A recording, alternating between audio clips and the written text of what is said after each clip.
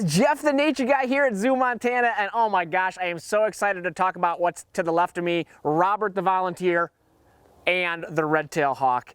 Oh my gosh, look at this beauty. Red-tailed hawks, one of my favorite birds of prey. And I'll tell you, Robert has been working so hard with this guy. You've been working with this guy for quite a long time. Obviously, we're in his previous home and then here at ZooMontana. So let me talk about why we have this guy. His name's Amarillo, by the way. Why we have him. You're gonna notice that wing hanging down there. Obviously, he has a wing injury, which is why he's here. Cannot fly any longer, and so obviously he's gonna live with us for the remainder of his life, and he's gonna do a little poo-poo there as well. But red-tailed hawks are probably one of the most common birds of prey in all of North America. They're all over the place, and they're beasts. And I think that's why I love them so much, because red-tailed hawks, they literally have no fear when it comes to hunting. These guys will hunt things that are bigger than them, faster than them. They'll go into thorn bushes to get their prey, and they've got these incredibly large feet, and obviously those talons that we've talked about before. And on the very back of his foot, he's got what we call a hallux, or a killing claw. That very back talon is actually what goes into an animal's neck, essentially,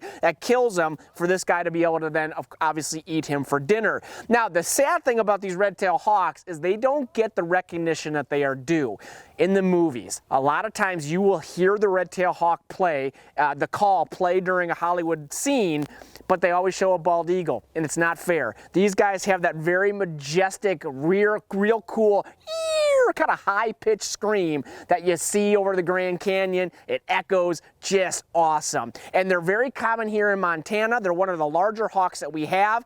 Obviously, best way to tell them that they're a red tail is because he's got, that red tail there, that black band that goes on the tail. But I got to give you a word of warning.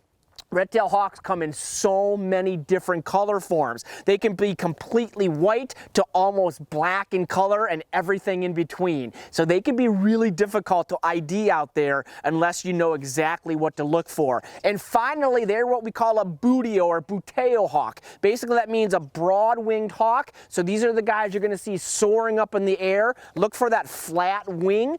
Remember, if it's a V, that's going to be the vulture that you're looking at. The flat wings, that hawk actually soaring high above its landscapes. And these guys live just about anywhere, grasslands to woodlands, even down in the rainforests of Mexico, you can see red-tailed hawks. But Robert, thank you. You have been doing an incredible job with this guy. Obviously, you can see he's really calm around people, and that's credit to this guy here doing some great work for us here at the zoo. It's always a pleasure. Thank you. Guys, until next time, I'm Jeff the Nature Guy here at ZooMontana, and we'll see you real soon here at the zoo.